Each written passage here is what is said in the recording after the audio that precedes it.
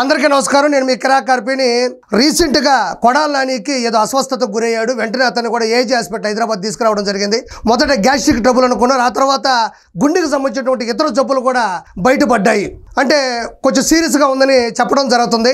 మొదట అతన్ని హైదరాబాద్ కాకుండా చెన్నై తీసుకెళ్తా అన్నారు. ఫస్ట్ ఆ అన్నాడు, ఆ తర్వాత అన్నాడు. అది ఎందుకు అలా అంటున్నావు అంటే అప్పట్లో రజనీకాంత్ గారిని పట్టుకుని అనుచిత వ్యాఖ్యలు చేశాడు.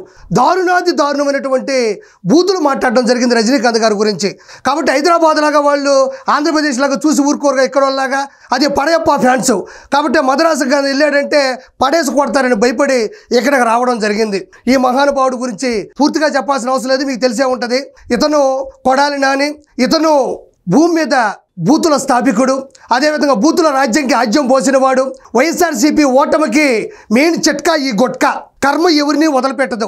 ఒక లోకేష్ గారిని, ఒక సిపిఎన్ గారిని, ఒక పవన్ కళ్యాణ్ గారిని, కార్యవర్గాన్ని, నాయకుల్ని, ఒకరిని కాదు ఆడవాళ్ళని ఇష్టారాజ్యంగా ఇష్టం వచ్చినట్టు నోటికి ఎంత వస్తే అంత మాట్లాడడం ఆ రోజుల్లో జరిగింది. కాబట్టి కర్మ ఎవరిని వదిలిపెట్టదు. కాబట్టి కర్మ ఎవరిని వదిలిపెట్టదు, కొడాలి నానిని అయితే అసలు వదిలిపెట్టదు. ఉదాహరణ చెప్పాలంటే అతను ఎందుకలా బూతులు మాట్లాడాడంటే అకౌంట్లోకి అమౌంటు, చేతిలోకి పేపరు, నోట్లోకి బ్యాగ్ పేపరు, గుట్టక కూడా వీలైనంత గుట్కా వేసుకోవడం, మతం ఎక్కి మంది మీద పడడం వల్ల ఈరోజు ఈ స్థాయికి దిగజారిపోయాడు. మనోడే కాదు, ఇంతకుముందు వర్రా రవీందర్ రెడ్డి, అదేవిధంగా పోసాని కృష్ణమురళి, అదేవిధంగా రీసెంట్గా వలమనేని వంశీ, ఆ ముగ్గురు తర్వాత నెక్స్ట్ ఉన్న కోవలో ఉన్నది ఎవరు అంటే మన గుట్కా నాని. భయపడ్డాడు. అతని కళ్ళల్లో భయం వచ్చింది.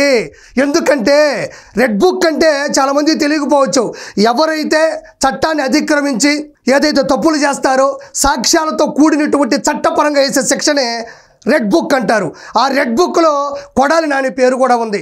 ఏమయ్యా ఆర్పి ఎక్కడున్నాయి ఆయనకు సంబంధించినటువంటి ఏదైనా సాక్ష్యాలంటే యూట్యూబ్ ఓపెన్ చేస్తే బూతులు అని కొడితే ఈక్వల్ టు కొడాలి నాని వస్తుంది. ఈరోజు అతను హాస్పిటల్కి వెళ్ళడానికి గల కారణం ఏంటంటే సానుభూతి కోసం. మరి సానుభూతి కోసం వెళ్తే మాట్లాడిన బూతులు ఎక్కడ పోతాయి?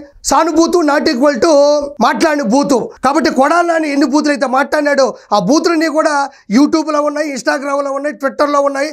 అన్ని చోట్ల కూడా వైరల్ అయ్యి సభ్య సమాజం తలదించుకునేటట్టు కూడా మన చంద్రబాబు నాయుడు గారిని, లోకేష్ గారిని, పవన్ కళ్యాణ్ గారిని, నాయకుల్ని, ఆడవాళ్ళని ఎట్ట పడితే అట్ట దారుణంగా మాట్లాడినటువంటి వ్యక్తి ఈ కొడాలి నాని. గుడివాడకి సంబంధించినటువంటి ఎలాంటి ఎదుగుదల కానీ అభివృద్ధి కానీ పట్టించుకోవడం కానీ అసభ్య పదజాలాలు మాత్రం దారుణంగా మాట్లాడినటువంటి వ్యక్తి ఇతను. నేను ఆ భగవంతుణ్ణి మనస్ఫూర్తిగా కోరుకుంటున్నా. ఏంటంటే దయచేసి దేవుడా కొడాలి నానిని సంపూర్ణ ఆరోగ్యంతో బయటికి పంపించమని మనస్ఫూర్తిగా కోరుకుంటున్నాను. ఎందుకంటే ఆయన గుడివాడలో చేసినటువంటి స్కాములు, గుడివాడలో పెట్టినటువంటి క్యాషినో స్కీములు చాలా ఉన్నాయి. కాబట్టి ఆయన ఆరోగ్యంగా బయటకు వస్తే ఆయన కోర్టుకు వెళ్ళాలి, విచారణకు వెళ్ళాలి, కేసులకి వెళ్ళాల్సినటువంటి పరిస్థితి ఉంది. కాబట్టి వీటన్నిటికి కూడా ఆయన హాజరవ్వాలి. కాబట్టి ఆ భగవంతుడు అతన్ని సంపూర్ణంగా ఆయురారోగ్యాలతో చల్లగా బయటకు పంపించాలని మెల్లగా మిమ్మల్ని కోరుకుంటున్నాను. కాబట్టి కొడాలి నాని నెక్స్ట్ లోపలికి వెళ్ళబోతున్నాడు. Thank you so much.